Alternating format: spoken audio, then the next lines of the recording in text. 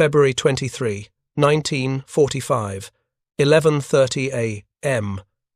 A volcanic ridge 800 yards inland from the black sand beaches of Iwo Jima.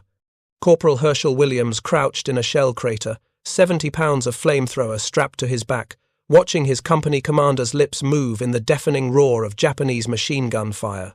The words were simple. The tanks can't get through. The artillery can't touch them. Can you do anything with that flamethrower? Williams looked across 50 yards of open volcanic ash toward a cluster of reinforced concrete pillboxes that had been killing Marines for 3 days straight. 7 fortifications, each one designed to withstand direct hits from battleship guns, each one invisible until you were close enough to die. He was 5 feet 6 inches tall and weighed 126 pounds. The flamethrower on his back weighed more than half his body weight. Every other member of his 6-man demolition team was already dead or bleeding out in the volcanic sand. The tactical mathematics were brutal. Stand up, you die. Crawl forward, you probably die. Do nothing, your brothers die. Williams said 2 words that would change everything. I'll try.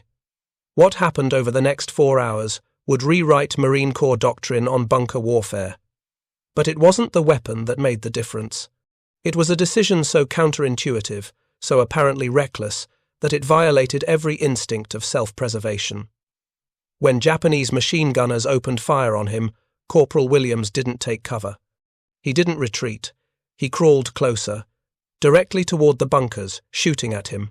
And in doing so, he discovered something the textbooks never mentioned about fighting pillboxes with a flamethrower. Sometimes the most dangerous place is the safest.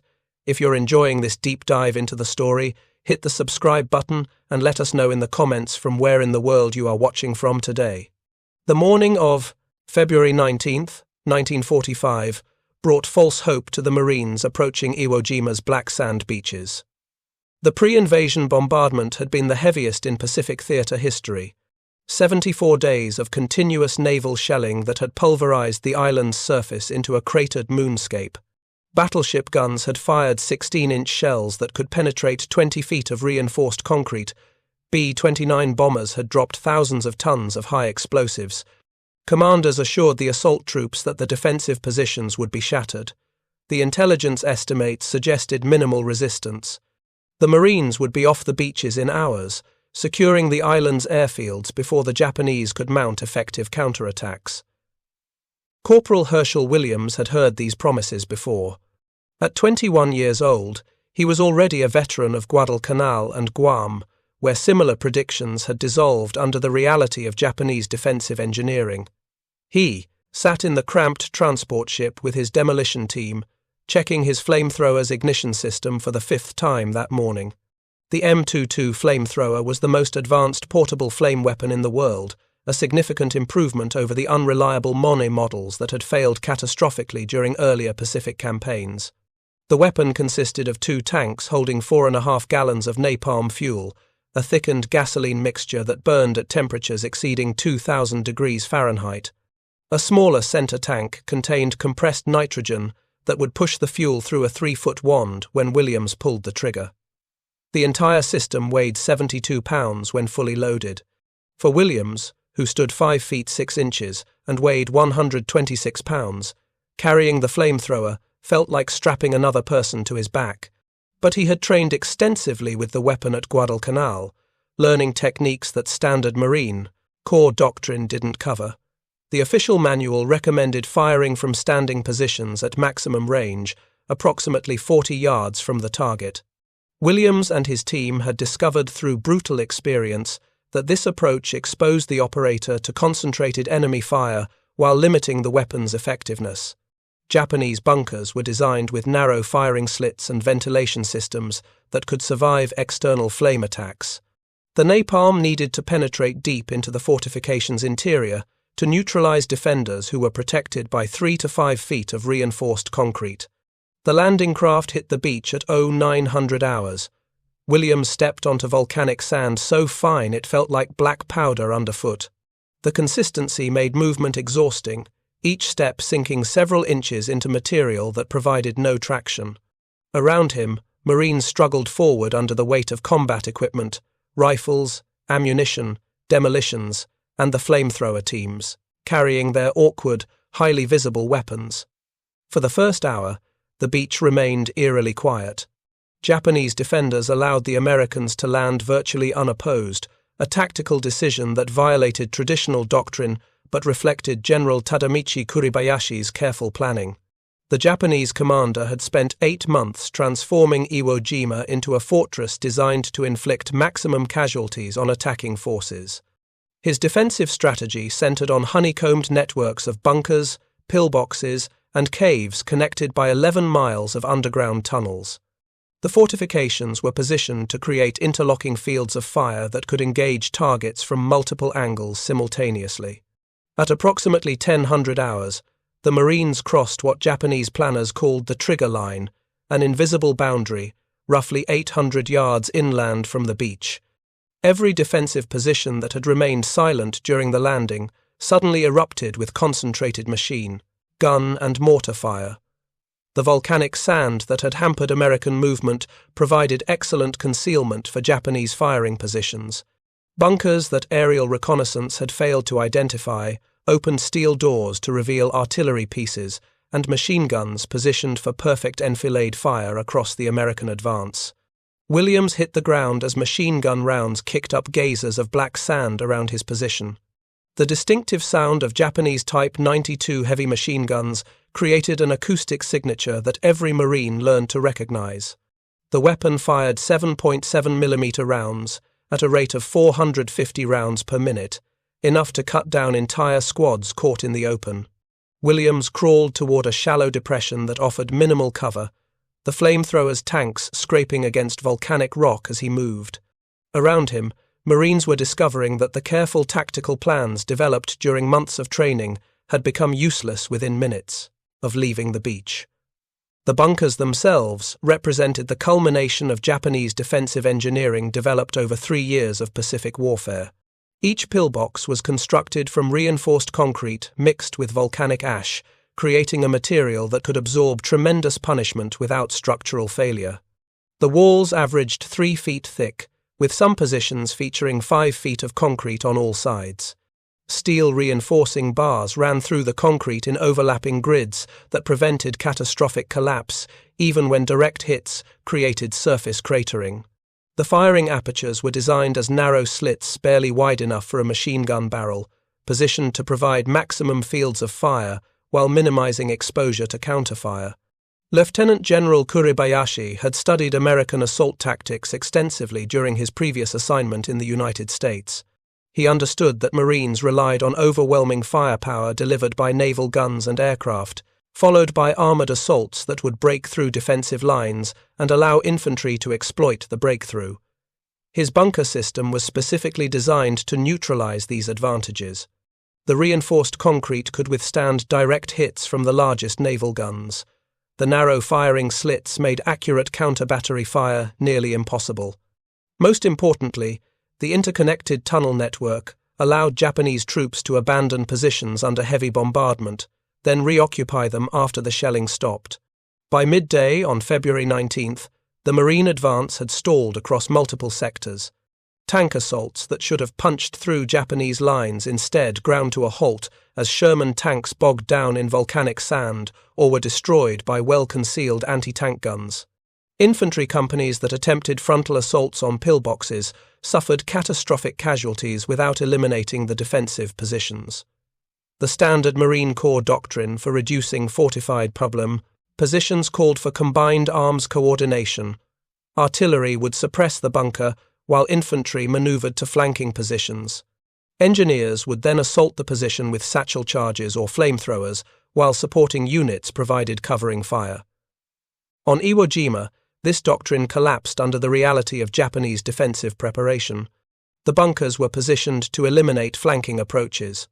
The volcanic terrain provided minimal cover for maneuvering infantry. Most critically, the interconnected tunnel network meant that bunkers cleared by American forces were often reoccupied within hours by Japanese troops moving underground. Marines would fight their way past a pillbox, only to take fire from the same position hours later after fresh defenders had filtered back through the tunnels. Williams spent the first 3 days of the battle learning these hard lessons. His demolition team had been tasked with clearing bunkers in support of Company C's advance toward the island's first airfield. The work was methodical and deadly. Locate the bunker through observation or by drawing fire. Coordinate with supporting infantry to suppress the position. Approach under covering fire while carrying 72 pounds of flamethrower. Get close enough to direct napalm through the firing slit or ventilation opening. Hope the defenders died before they killed you. The tactical problem was straightforward but nearly impossible to solve. Flamethrowers were devastatingly effective against bunkers when properly employed, but getting into effective range required exposing the operator to concentrated enemy fire from multiple positions. The bright orange flame made flamethrower operators priority targets for every Japanese soldier who could see them.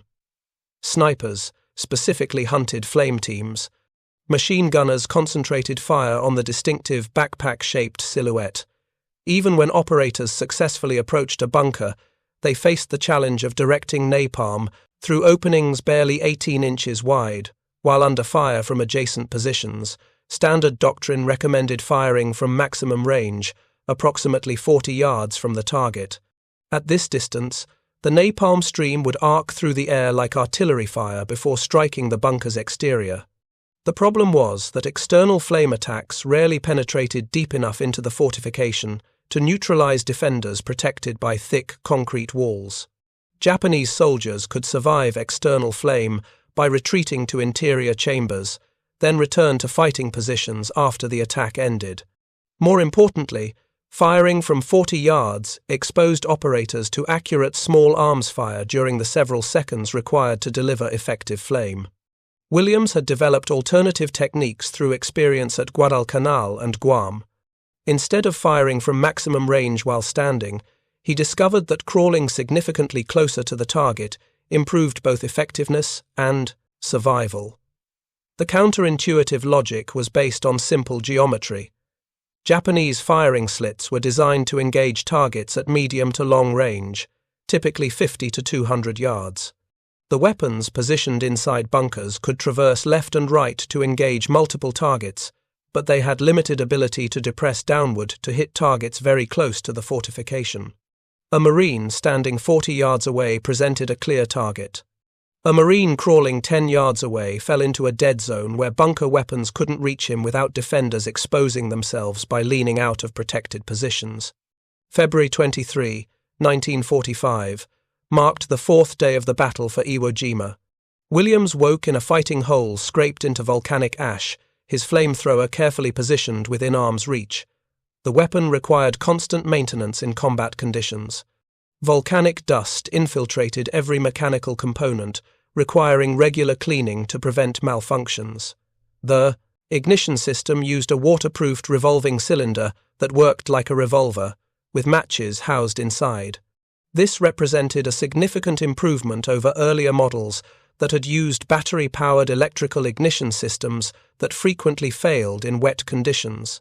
But even the improved ignition required careful handling to ensure reliable operation under combat stress. Around Williams, the remnants of his demolition team prepared for another day of bunker clearing.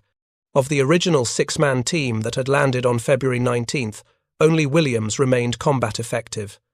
2 were confirmed dead, killed during assaults on fortified positions. 3 were wounded severely enough to require evacuation. The casualty rate among flamethrower operators exceeded 90% in some battalions, reflecting both the danger of the assignment and the priority Japanese forces placed on eliminating flame weapons. Every Marine who carried a flamethrower understood the statistical reality. You would probably die.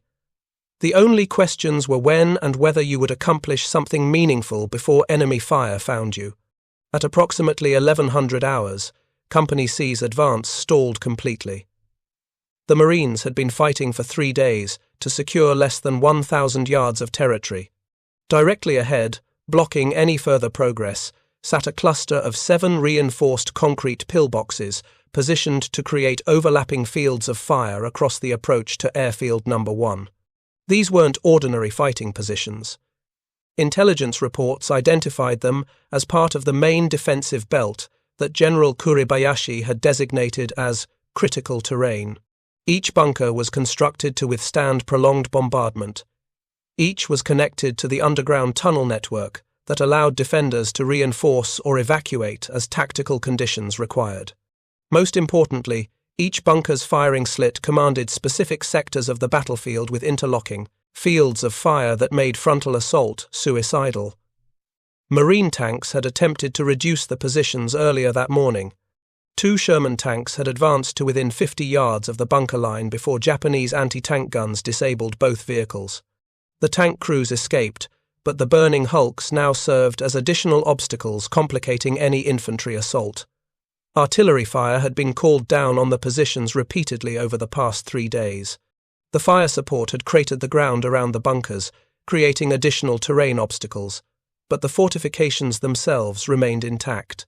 16-inch naval shells had scored direct hits that would have obliterated ordinary buildings. The bunkers absorbed the impacts and continued functioning. Captain Donald Beck, commanding Company C, called his remaining officers and senior non-commissioned officers to a hasty conference in a shell crater that provided minimal protection from enemy observation. The tactical problem was clear. The company could not advance while those bunkers remained operational. They could not flank the positions because adjacent defensive networks covered every possible approach route. They could not suppress the positions with artillery because the Japanese simply waited out bombardments in their underground tunnels, then returned to fighting positions when American infantry attempted to advance. Standard tactics weren't working. Something different was required. Beck's eyes settled on Corporal Williams, crouched at the edge of the shell crater with his flamethrower. The captain knew Williams's reputation from previous actions at Guam. He also knew the statistical probability of what he was about to ask. Flamethrower operators attempting to clear bunker complexes typically survived less than 5 minutes of sustained combat. The weapons were effective, but required approaching to within 20 to 30 yards of fortified positions to guarantee penetration. At that range, concentrated machine gun fire from multiple bunkers could cut down an exposed operator in seconds, but there were no other options visible. The tanks couldn't reach the bunkers. The artillery couldn't destroy them. Infantry assaults had failed repeatedly with mounting casualties. Beck asked the question that every commander dreaded. "Can you do anything with that flamethrower?" Williams looked across the volcanic wasteland toward the bunker complex, 50 yards of open ground with no cover except shell craters that were already registered by Japanese mortars. 7 fortifications, each one protecting the others with overlapping fields of fire. He could see the narrow firing slits, dark rectangles against grey concrete, each one concealing a machine gun positioned to kill anyone who moved in the open. Every tactical calculation suggested that attempting to assault these positions with a single flamethrower operator was suicide. The weapon provided no protection. The approach would be completely exposed. The Japanese had demonstrated their willingness to concentrate all available firepower on flame teams. Previous assaults on similar positions had ended with dead Marines scattered across the volcanic sand within seconds of leaving cover. But Williams understood something that the tactical manuals didn't address. Marines were dying while pinned down by these bunkers. His brothers were bleeding out in shell craters because the company couldn't advance. Tanks couldn't reach the positions. Artillery couldn't destroy them. Someone had to try something different, even if the probability of success was vanishingly small. He thought about the crawling technique he had developed at Guam. Get close enough that the bunker's weapons couldn't depress to hit you. Use the terrain's micro-variations for minimal concealment. Move between bursts of covering fire when Japanese attention was divided. Accept that you would probably die, but make every second count before enemy fire. Found you. Williams spoke 2 words that committed him to a course of action that would either save his company or end his life within the next few minutes. I'll try. Captain Beck assigned 4 riflemen to provide covering fire for Williams's assault. The men were volunteers, understanding that their job required exposing themselves to draw Japanese attention away from the flamethrower operator. 2 of them would not survive the next 4 hours. Williams selected his support team based on proven combat performance rather than rank or assignment. He needed Marines who could maintain disciplined fire under pressure, who understood that their covering fire needed to be continuous and accurate enough to force Japanese gunners to stay behind cover rather than tracking the flamethrower operator crawling across open ground. The tactical plan was simple because complexity meant failure. Williams would approach the nearest bunker, while his four-man team suppressed the position and adjacent fortifications with rifle fire. Once Williams neutralized the first pillbox, he would return to Marine lines for a fresh flamethrower while the covering team maintained suppressive fire. Then repeat the process for the next bunker, and the next, until either all 7 positions were destroyed or Williams was killed. There were no elaborate maneuvers, no sophisticated coordination with supporting arms. Just a single Marine with a flamethrower and 4 rifles against 7 reinforced concrete fortifications designed to withstand everything the United States military could throw at them. Williams checked his weapon one final time. The 2 fuel tanks were full, containing 4.5 gallons of napalm mixture. The compressed nitrogen tank showed proper pressure. The ignition system's match cylinder was loaded with fresh matches. He had approximately 7 to 9 seconds of continuous flame if he held the trigger down, or he could fire in controlled bursts of 2 to 3 seconds each, to conserve fuel. The weapon's effective range was 40 yards, but Williams had no intention of firing from that distance. His technique required getting within 15 to 20 yards of the target, close enough that the napalm would flow through firing slits and ventilation openings with enough force to reach the bunker's interior chambers, where defenders sheltered. At 11:30 hours, Williams began his crawl toward the nearest pillbox. The volcanic sand was hot enough to burn exposed skin, heated by morning sun to temperatures that made prolonged contact painful. He moved slowly, using shell craters and scattered debris for minimal concealment, keeping his body as flat against the ground as possible. The flamethrower's 72 pounds pressed him into the volcanic ash with every movement. His 4 covering riflemen began firing methodically at the bunker's firing slit and adjacent positions, not expecting to hit anything through the narrow openings, but forcing Japanese gunners to stay behind cover rather than acquiring clear shots at Williams. The first burst of return fire came from the target bunker when Williams was 40 yards out. A Japanese Type 92 machine gun opened up, its 7.7mm rounds kicking up geysers of black sand in a searching pattern. Williams pressed himself flat, letting the burst pass over him, then continued crawling forward during the brief pause as the gunner adjusted his aim. This was the critical moment that separated Williams's technique from standard doctrine. Every instinct screamed to take cover, to stop moving forward into concentrated enemy fire. The tactical manuals recommended standing positions at maximum range, specifically to allow operators to retreat quickly if suppression failed. But Williams had learned at Guam that retreating exposed you to accurate fire as enemy gunners tracked your movement across open ground. The Japanese machine gunner in that pillbox was trained to engage targets at medium range, probably 50 to 100 yards, where his weapon's accuracy and rate of fire were most effective. His firing slit was designed to provide excellent fields of fire across that engagement envelope. What the slit couldn't do was depress downward to engage targets very close to the bunker's base. The closer Williams crawled, the harder it became for the machine gunner to hit him without exposing himself by leaning out of the protected firing position. At 25 yards, Williams was close enough to see details of the bunker's construction. The concrete was pockmarked with shell impacts that had chipped away surface material without penetrating to the interior. Steel reinforcing bars showed through cratered sections where naval gunfire had struck at oblique angles. The firing slit was a dark rectangle approximately 18 inches wide and 6 inches high, just large enough for a machine gun barrel and the gunner's field of view. Smoke drifted from the opening, evidence of sustained firing during previous engagements. Williams could hear voices inside the fortification, Japanese soldiers shouting what might have been firing commands or warnings about the approaching Marine. The machine gun fired again, a long burst that struck the ground inches from Williams's position. Volcanic sand exploded upward, pelting his helmet and shoulders with hot debris. One round ricocheted off his flamethrower's compressed nitrogen tank with a metallic clang that resonated through the weapon's frame. Williams felt the impact through his back, momentarily expecting the tank to rupture and send pressurized gas venting explosively. But the tank held. The compressed nitrogen system was designed to withstand battle damage, constructed from thick steel that could survive small arms hits without catastrophic failure. The designers had understood that flamethrower operators would draw concentrated fire. Williams continued crawling. 15 yards now. The machine gun's muzzle was trying to depress downward to track his movement, but the firing slit's angle limited how far the weapon could tilt. The gunner was firing blind, spraying rounds in Williams's general direction without being able to see his exact position. The covering team's rifles cracked steadily, rounds spanging off concrete around the firing slit, not penetrating but forcing the Japanese gunners to stay behind cover.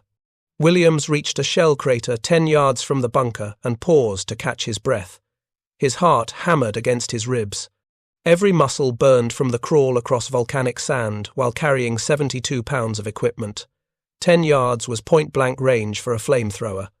At this distance, Williams couldn't miss.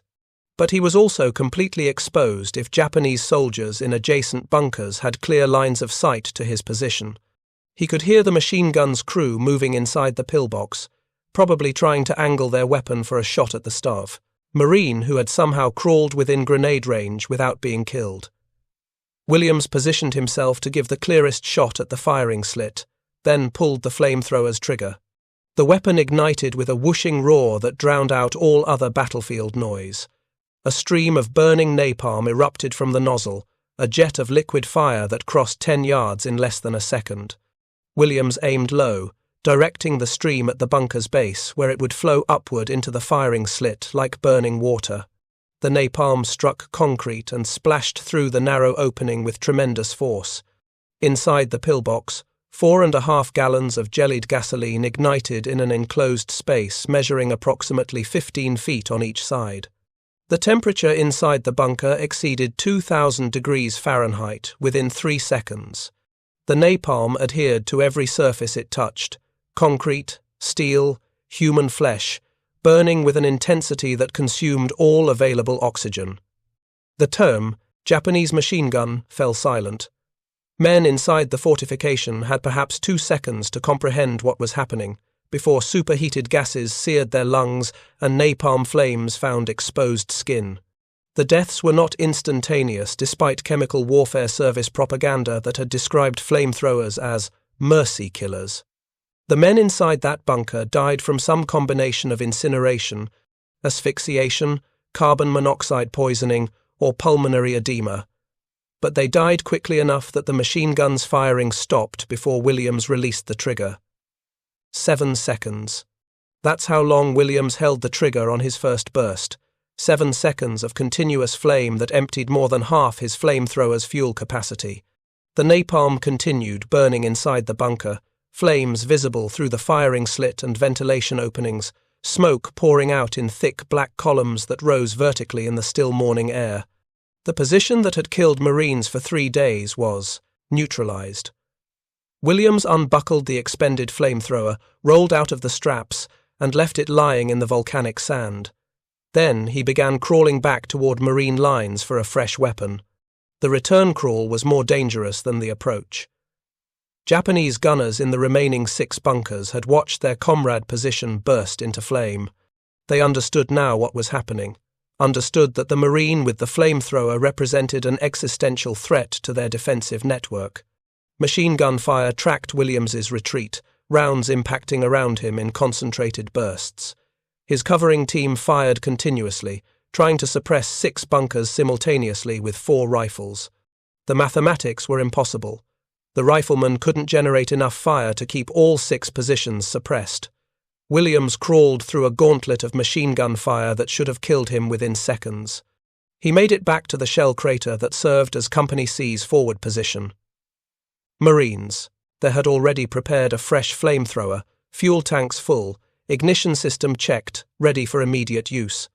Williams took perhaps 30 seconds to catch his breath, took a drink from a canteen someone offered, then strapped the 72 pounds back onto his shoulders.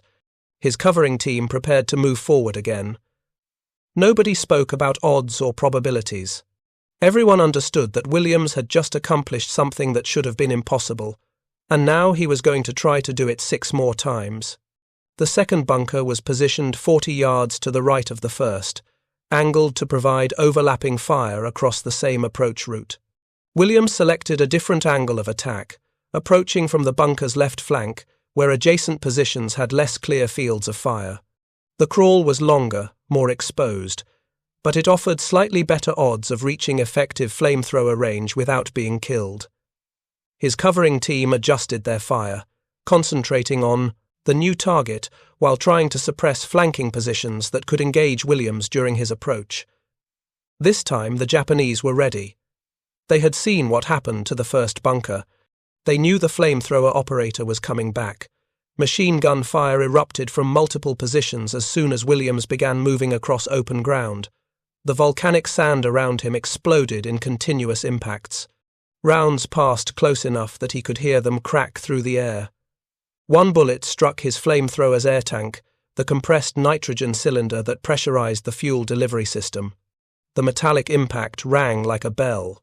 Williams felt the strike through his back, waited for catastrophic failure, waited for the tank to rupture and turn his weapon into useless weight. The tank held. The bullet had struck at an angle that deflected off the curved steel surface without penetrating. Williams continued crawling. He was 30 yards from the bunker when the first of his covering, rifleman, was hit. The Marine went down without a sound, killed instantly by a machine gun burst that had been aimed at Williams but struck the covering team's position instead. The suppressive fire faltered briefly as the remaining 3 riflemen adjusted to cover the sector their dead companion had been watching. Williams used the momentary distraction to cover the final 20 yards, to effective range. He positioned himself in a shallow depression that provided minimal cover, took aim at the bunker's firing slit, and triggered another burst of napalm. The liquid fire streamed across 30 yards, struck the concrete, and flowed through the opening. Inside, Japanese soldiers experienced the same horror their comrades in the first bunker had endured. The napalm ignited in the enclosed space, temperatures spiking instantly to levels that made survival impossible. The machine gun fell silent. Flames erupted from every opening in the fortification. Williams unbuckled the expended flamethrower and began his crawl back to Marine lines. This time he didn't make it without injury. A machine gun burst from one of the remaining bunkers caught him in the open, rounds impacting close enough that volcanic rock fragments peppered his legs and lower back. The wounds were superficial, painful but not incapacitating. He kept crawling. Behind him, 2 bunkers burned. Ahead, 5 more waited. If you find this story engaging, please take a moment to subscribe and enable notifications. It helps us continue producing in-depth content like this. The third assault followed the same pattern. Fresh flamethrower. 4 minutes of crawling under fire. Close-range flame burst that turned a concrete bunker into a furnace. Retreat under concentrated machine gun fire. By now, Williams had been in continuous combat for over an hour. His uniform was soaked with sweat. His hands shook from adrenaline and exhaustion. The volcanic sand had abraded exposed skin wherever it had worked between his uniform and his body. But Company C was advancing behind him, Marines using the gaps in Japanese defensive fire to move forward toward positions that had been impossible to approach just hours earlier. The 4th bunker was the most difficult. It was positioned on slightly elevated ground with excellent fields of fire across every approach route. The Japanese crew inside had watched Williams destroy 3 of their positions. They knew his technique now, knew he would crawl close before firing. They were ready. When Williams began his approach, the machine gun opened fire immediately, not in searching bursts but in sustained fire that bracketed his position with hundreds of rounds. Williams pressed himself flat against volcanic sand that offered no real protection. Bullets impacted in a continuous string of detonations, each one close enough that he could feel the concussive impacts through the ground. His covering team fired desperately, trying to suppress the bunker, but the Japanese gunner maintained his fire discipline. The flamethrower operator was the priority target. kill him, and the entire assault would stall. Williams made a decision that violated every tactical principle and every survival instinct. Instead of retreating or taking cover, he surged forward. Not crawling carefully, but scrambling in short rushes between machine gun bursts, closing the distance to the bunker faster than the gunner inside could adjust his aim. It was the reckless courage that would later be described in his Medal of Honor citation. He covered 20 yards in perhaps 15 seconds, moving so aggressively that the Japanese gunner lost track of his position. At 10 yards from the bunker, Williams spotted something the previous positions hadn't featured: a ventilation shaft, perhaps 6 inches in diameter, protruding from the bunker's top surface. The opening was designed to provide air circulation to the interior chamber, preventing carbon dioxide buildup during extended occupancy. It was also a direct path into the bunker's interior, bypassing the narrow firing slit entirely. Williams scrambled forward, climbed onto the bunker's roof, positioned his flamethrower's nozzle directly over the ventilation shaft, and pulled the trigger. The napalm stream poured downward through the shaft, a vertical column of liquid fire that flowed directly into the chamber where Japanese soldiers had been preparing for a frontal assault they never saw coming. The effect was catastrophic. The enclosed space filled with burning fuel that ignited every combustible surface. Men inside had no time to escape, no warning before their protected position became a death trap. The machine gun fire stopped instantly. Smoke poured from the ventilation shaft and firing slit in dense columns. Williams dropped from the bunker's roof and began crawling back toward Marine lines, while Japanese gunners in the remaining 3 pillboxes concentrated their fire on the spot where he had just been standing. During the return crawl from the 4th bunker, Williams's second covering rifleman was killed. A machine gun burst caught the Marine as he shifted position to maintain suppressive fire. The covering team was now down to 2 men trying to suppress 3 bunkers while protecting the flamethrower operator during his exposed crawls across open ground. The tactical mathematics had become unsustainable. Williams couldn't continue these assaults much longer before the covering fire failed completely and Japanese gunners cut him down in the open. But stopping meant Company C remained pinned down. Stopping meant Marines continued dying from machine gun fire they couldn't suppress. Stopping meant the entire advance stalled with the 1st airfield still in Japanese hands. Williams strapped on his 5th flamethrower of the day. His back and shoulders were raw from the repeated weight of 72-pound weapons. His hands were bleeding from volcanic rock that had cut through gloves during hours of crawling. His body was approaching complete exhaustion from the physical and psychological demands of 4 hours under continuous enemy fire. The 5th bunker fell to the same crawling technique that had worked on the previous 4. Get close. Use terrain for minimal concealment. Wait for the brief pause in enemy fire when Japanese gunners lost visual contact, then surge forward to point-blank range and deliver napalm through any opening available. This time, Williams directed his flame through a damaged section of the bunker's wall where previous artillery fire had cratered the concrete, exposing interior spaces. The napalm flowed through the gap like burning water, igniting everything it touched inside the fortification. The 6th bunker presented a new challenge. As Williams approached, the steel door on the bunker's rear entrance suddenly opened, and Japanese infantry charged out, perhaps 6 or 8 soldiers armed with rifles fixed with bayonets. They had watched Williams destroy 5 positions. They understood that waiting inside meant certain death when the flamethrower operator reached effective range. Their only chance was to kill him in close combat before he could trigger his weapon. Williams saw them emerging from the bunker entrance, silhouetted against the dark interior. He was 15 yards away, too close to miss, too close for them to reach him before he could react. He swung the flamethrower's nozzle toward the charging infantry and pulled the trigger. The stream of burning napalm caught them in the open, liquid fire that ignited uniforms and equipment before the men could close half the distance. The bayonet charge disintegrated. Men dropped their weapons and tried to roll in the volcanic sand to extinguish flames that wouldn't stop burning. The jellied gasoline adhered to everything it touched, burning through skin and into muscle tissue underneath. Williams held the trigger for 5 seconds, expending most of his remaining fuel on the infantry attack. Then he turned back toward the bunker entrance where the charging soldiers had emerged, directed the final burst through the open doorway, and emptied his weapon into the interior chamber. The bunker erupted in flames. Any Japanese soldiers remaining inside died in the same inferno that had consumed the previous 5 positions. Williams dropped his expended weapon and began crawling back toward Marine lines for the 6th time that afternoon. By now, Japanese defensive fire had decreased noticeably. The bunker network that had covered every approach with interlocking fields of fire was collapsing as individual positions were eliminated. The 7th and final pillbox continued firing, but without supporting fire from adjacent positions, its crew couldn't effectively engage targets across multiple sectors. Company C's Marines were advancing on both flanks, using the gaps Williams had created to maneuver toward positions that had been impossible to approach just hours earlier. Williams reached Marine lines and collapsed behind the shell crater that had served as his staging point for 6 assaults. He was at the edge of complete physical exhaustion. 4 hours of combat under continuous enemy fire had drained reserves he didn't know he possessed. His covering team was down to 2 Marines, the other 2 killed during suppressive fire missions that had drawn Japanese attention away from the flamethrower operator.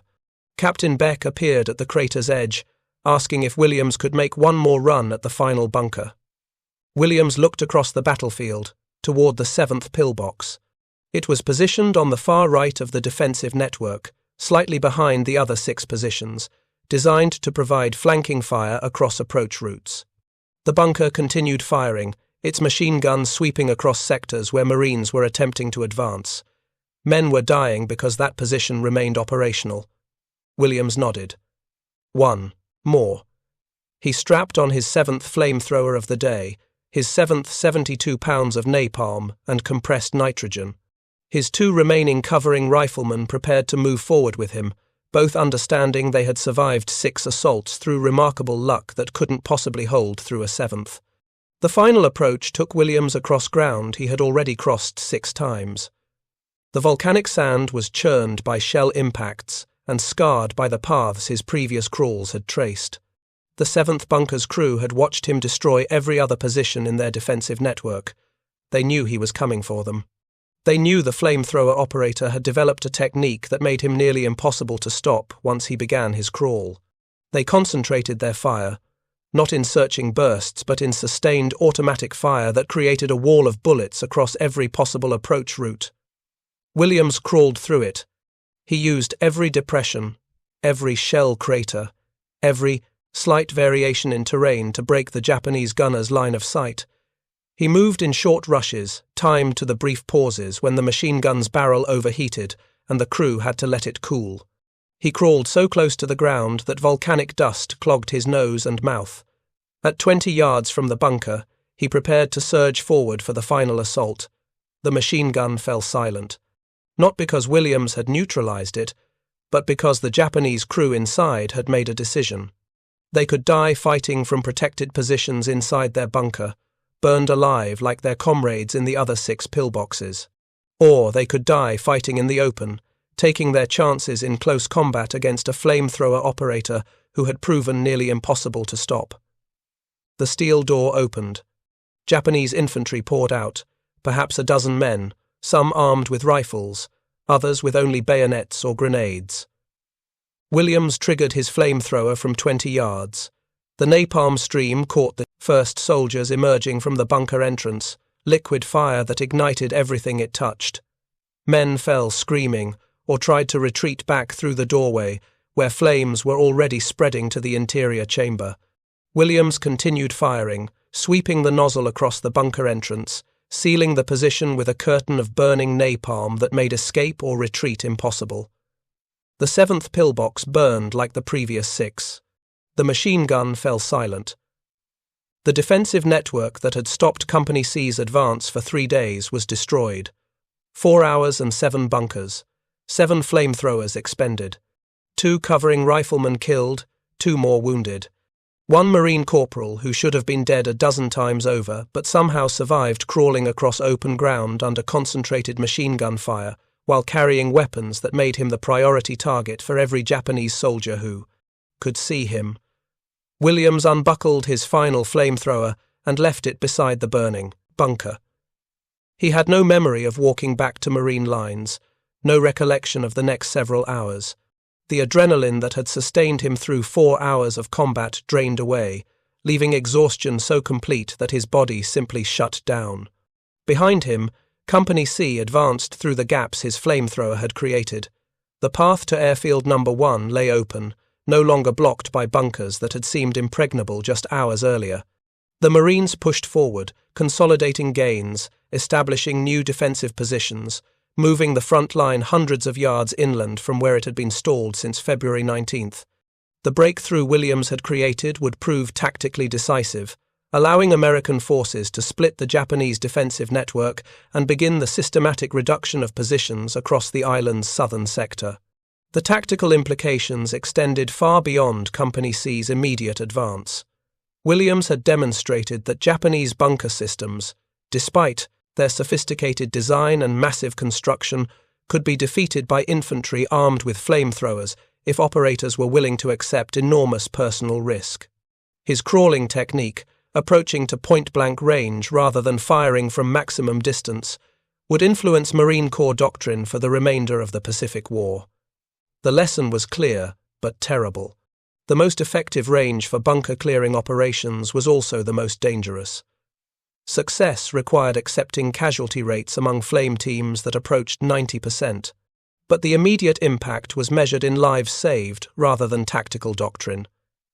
Company C's Marines, who had been dying under bunker fire for 3 days, could now advance without being cut down in the open. The airfield, which had been an impossible objective, was now within reach. The defensive network that General Kuribayashi had believed would hold for weeks had been breached in a single afternoon by one Marine with a weapon that weighed half his body weight and required getting close enough to die. The physical collapse came first.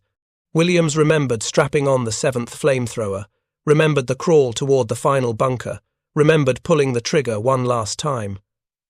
After that, his memory contained only fragments. Hands guiding him back to Marine lines, someone pressing a canteen to his lips. The ground beneath his cheek, volcanic sand that felt soft despite its gritty texture because exhaustion had overwhelmed every other sensation. He slept where he collapsed, still wearing his combat gear, still covered in volcanic dust and dried blood from cuts he didn't remember receiving. When he woke hours later, the battle had moved beyond his position. The sounds of combat were more distant now, coming from sectors further inland where Company C was consolidating the gains Williams's assault had made possible. Marines around him were digging fighting positions for the night, preparing for the inevitable Japanese counterattack that doctrine predicted would come after dark. Someone had placed Williams's flamethrower equipment beside him, ready for immediate use if needed. The weapon that had destroyed 7 bunkers in 4 hours sat inert, empty fuel tanks, waiting to be refilled. Ignition system requiring maintenance after extended combat use. Captain Beck found Williams in the early evening of February 23rd. The company commander brought water, rations, and news that the breakthrough had been more significant than anyone had anticipated. The destruction of the 7-bunker network had created a gap in Japanese defenses that allowed not just Company C but adjacent units to advance through positions that had been impossible to approach. The entire 1st Battalion, 21st Marines, was moving forward, exploiting the corridor Williams had opened. The tactical stalemate that had characterized the first 3 days of fighting was broken. Beck also brought casualty figures. Of the 4 riflemen who had provided covering fire during Williams's assaults, 2 were confirmed dead, killed by machine gun fire while suppressing bunkers. A third was wounded seriously enough to require evacuation. Only 1 remained combat effective, and he was already being assigned to another flame team to replace casualties from other sectors. The mathematics of bunker warfare on Iwo Jima were becoming clear. Every defensive position destroyed cost American lives measured in multiples. The breakthrough Williams had achieved came at a price paid not just by him but by every Marine who had supported his assaults. The broader casualty figures from February 23rd were even more sobering. Across the entire island, American forces had suffered approximately 600 killed and wounded during a single day of fighting. Japanese casualties were estimated at over 2,000, but the Imperial Army soldiers continued fighting from positions that seemed inexhaustible despite mounting losses. General Kuribayashi's defensive strategy was working exactly as planned. The Americans were winning, taking ground and destroying defensive positions, but the cost in casualties was far higher than pre-invasion estimates had predicted. The battle that commanders had expected to conclude in days was stretching toward weeks.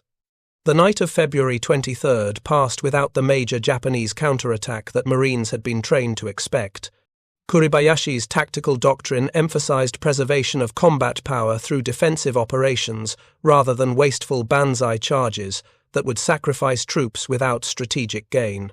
His soldiers remained in their bunkers and tunnels, conserving ammunition, waiting for opportunities to inflict casualties on American forces at favorable odds. The American Marines, accustomed to fighting against enemies who launched frontal assaults at night, instead faced an opponent who refused to waste lives on tactics that American Blazes II firepower could easily defeat. Williams spent the night maintaining his flamethrower equipment, a task that required methodical attention despite exhaustion. The weapon systems had been exposed to volcanic dust, salt air, and the explosive stresses of continuous firing. The ignition mechanism's revolving cylinder needed cleaning and fresh matches.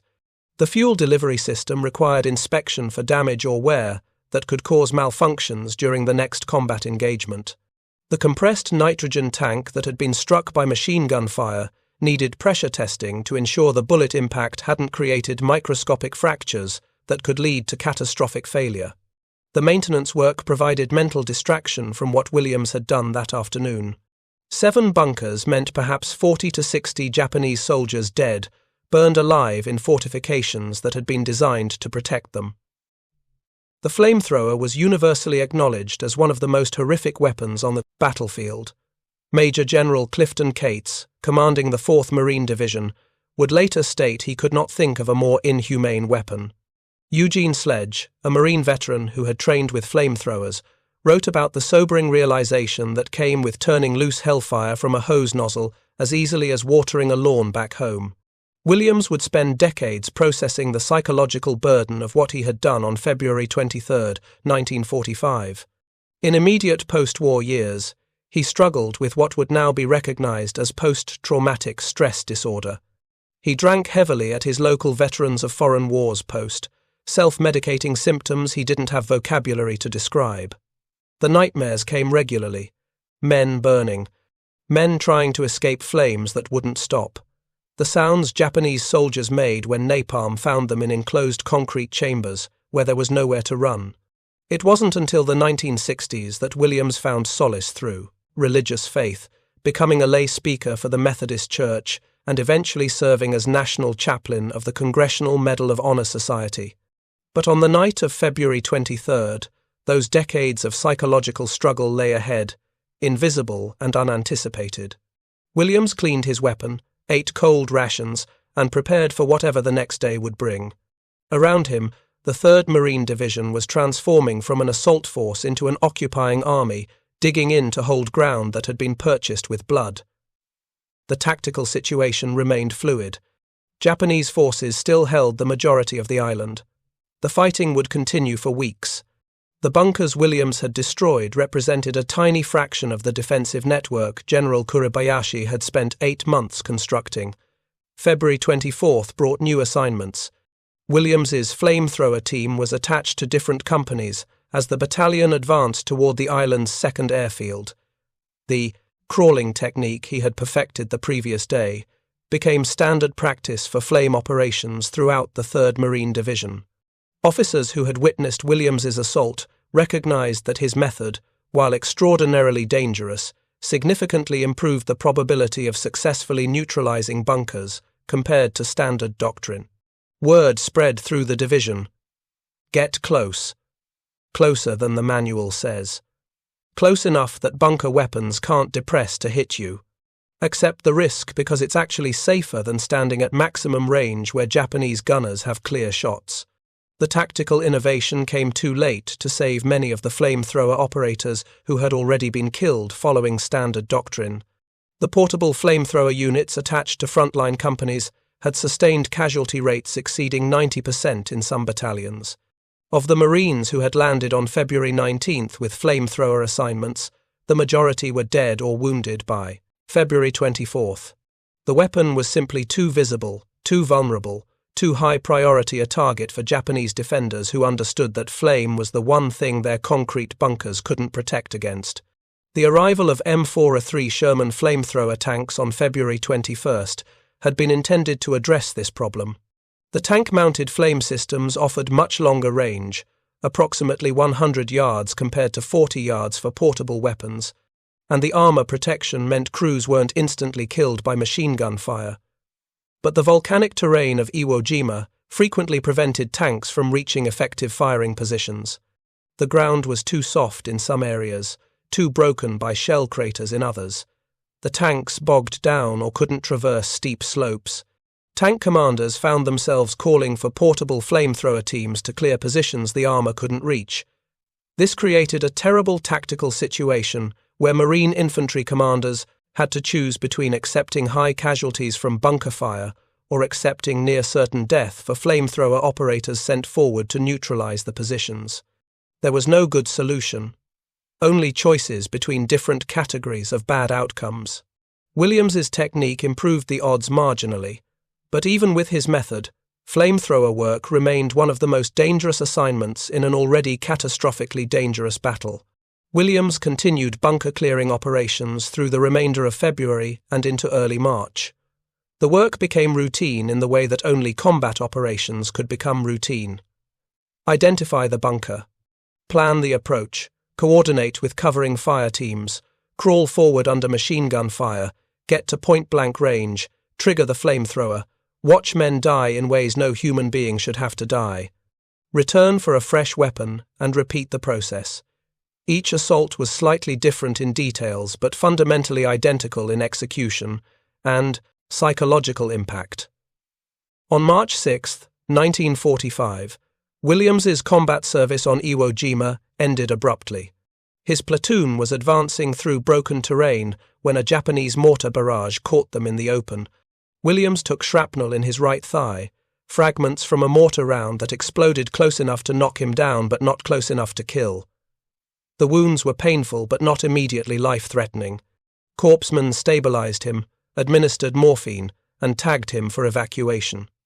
He was carried back to the beach, loaded onto a landing craft, transferred to a hospital ship offshore. The view from the ship's deck provided Williams with his first comprehensive look at the island he had been fighting across for 2 weeks. Iwo Jima was 8 square miles of volcanic rock that had cost American forces over 6,000 dead and nearly 18,000 wounded by the time organized resistance ended on March 26. Japanese casualties approached 20,000, killed, with only about 1,000 taken prisoner. The ratio of American to Japanese casualties was 3-2, the highest ratio for any Pacific amphibious operation. It was the only battle in the Pacific War where American casualties exceeded Japanese losses. The strategic value of those 8 square miles would be debated for decades. Iwo Jima provided emergency landing fields for B-29 bombers damaged during raids on Japan's home islands. Over 2,400 bomber sorties made emergency landings at Iwo Jima during the final months of the war, potentially saving thousands of aircrew lives. The island also served as a base for P-51 Mustang fighters that could escort bombers all the way to Tokyo and back. These contributions were significant, but whether they justified the extraordinary casualties sustained during the battle remained a question that divided military historians and veterans alike. For Williams personally, the question of strategic justification was irrelevant. He had fought because Marines around him were dying, and someone needed to do something about the bunkers killing them. The tactical necessity had been immediate and undeniable. 7 bunkers were preventing Company C from advancing. Those bunkers needed to be destroyed. Williams had the training and equipment to destroy them. The mathematics were that simple and that terrible. The formal recognition of Williams's actions came months later, after careful review of witness statements and after action reports from officers who had observed the February 23rd assault. The Medal of Honor nomination process was rigorous, requiring detailed documentation and corroboration from multiple sources. Captain Beck submitted initial reports. The 4 riflemen who had provided covering fire, 2 of them posthumously, provided witness statements describing Williams's repeated assaults under fire. Battalion and regimental commanders reviewed the tactical significance of the breakthrough Williams had enabled. The citation, when finally approved, captured the essential facts while necessarily abbreviating the full horror of what Williams had experienced during those 4 hours. It described him daringly going forward alone to attempt the reduction of devastating machine gun fire from unyielding positions. It noted that he fought desperately for 4 hours under terrific enemy small arms fire and repeatedly returned to his own lines to prepare demolition charges and obtain serviced flamethrowers.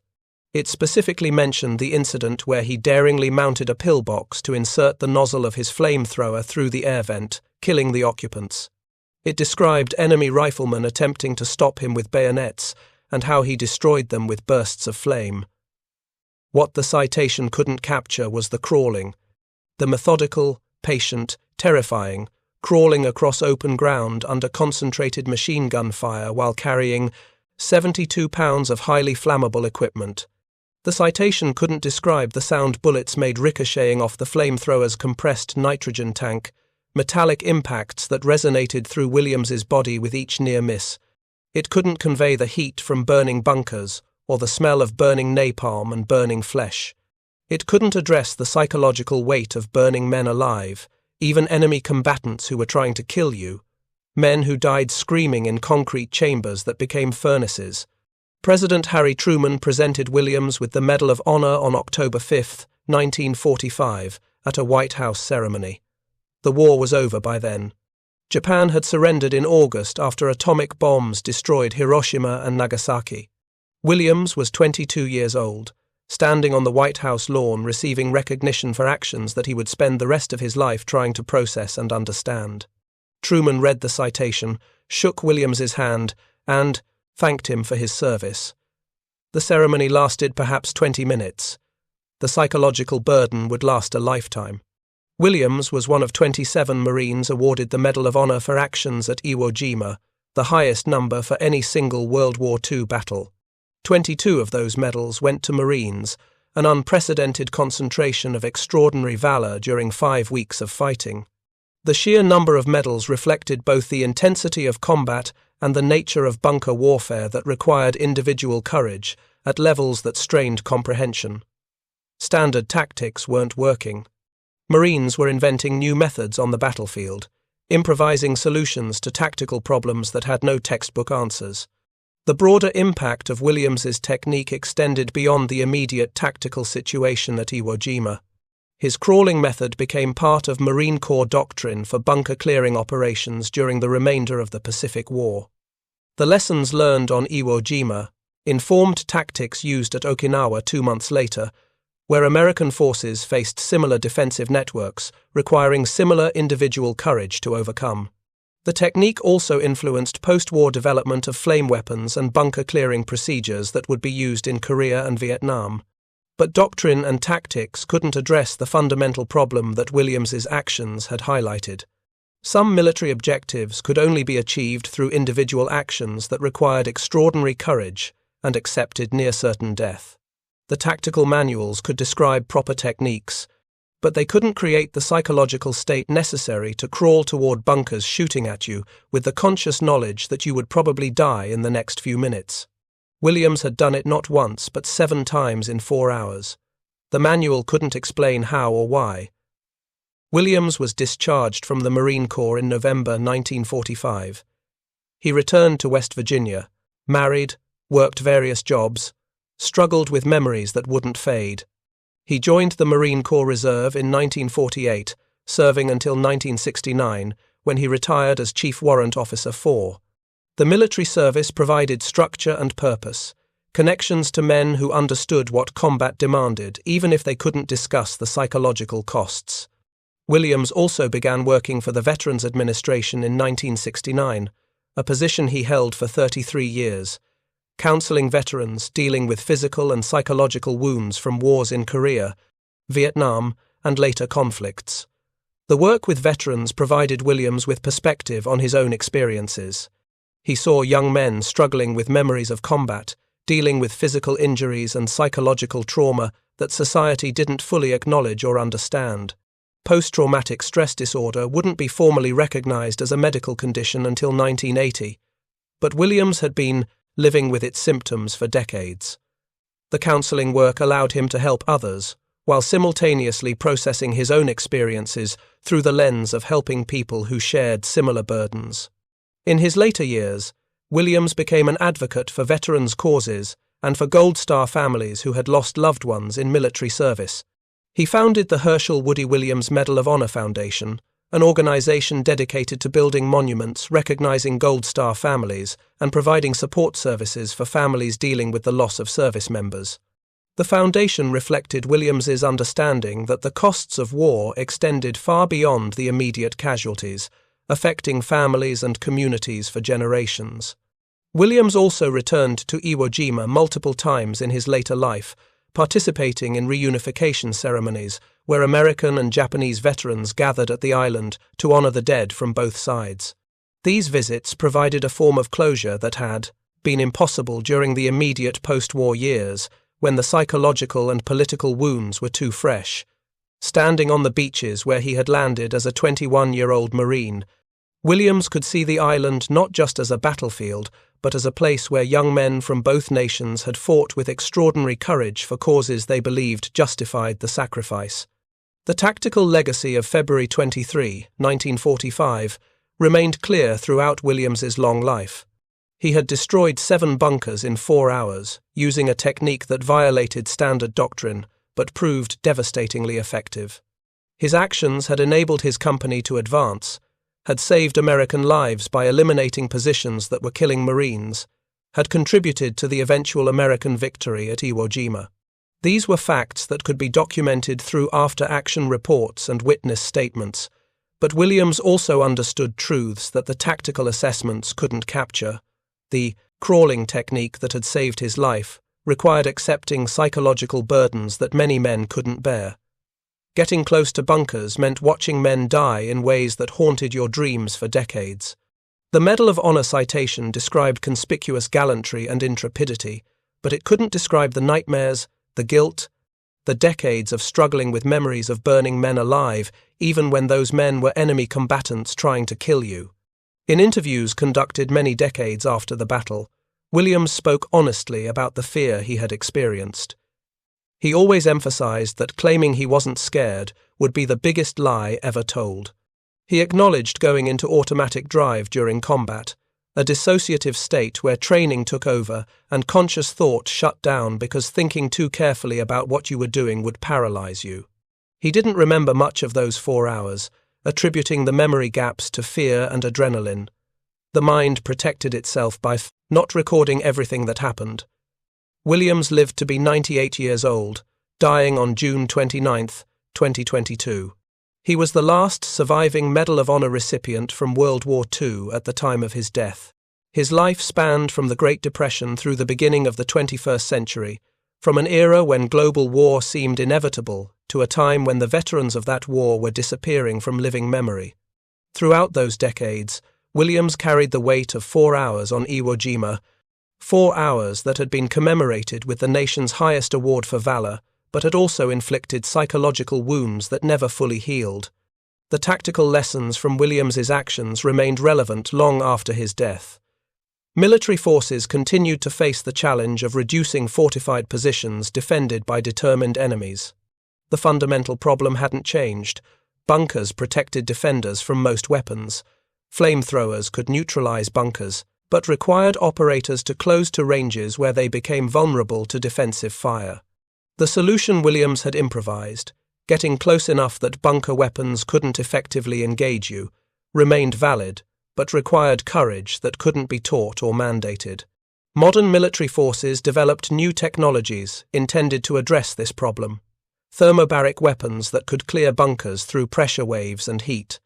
Precision-guided munitions that could strike ventilation shafts or other weak points. Robotic systems that could approach positions without risking human operators. But the fundamental tactical problem remained. Some objectives could only be achieved by individuals willing to accept extraordinary personal risk in service of broader objectives. Thank you for watching. For more detailed historical breakdowns, check out the other videos on your screen now and don't forget to subscribe.